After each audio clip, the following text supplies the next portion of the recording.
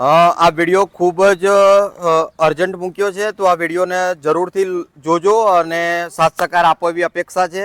વ્યવસ્થાના ભાગરૂપે આપણે જે સંવેદના ટ્રસ્ટ જોડ ખાતે અનાથ આશ્રમ બનાવવા જઈ રહ્યું છે, તો વ્યવસ્થાના ભાગરૂપે આપણે શેડનું કામકાજ અત્યારે ચાલુ છે, તો બાળકો અહીં શેડની નીચે રહી શકશે.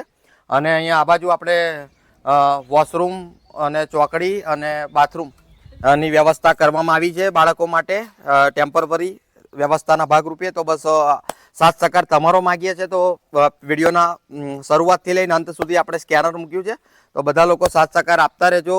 100, 200, 500 યથાશક્તિ દાન કરજો. અને કદાચ દાન ના આપી શકો તો આ વિડીયો તમારા મિત્રો સુધી પહોંચાડજો એવી આશા છે.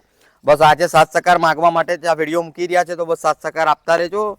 અને આ શેડનું કામકાજ અત્યારે ચાલુ જ છે અને ટૂંક સમયમાં પૂરું થઈ જશે.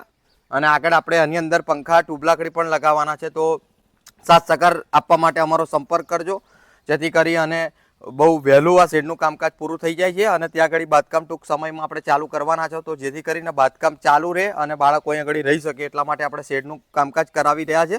તો બસ આવો ને આવો સાથ સહકાર આપતા રહેજો.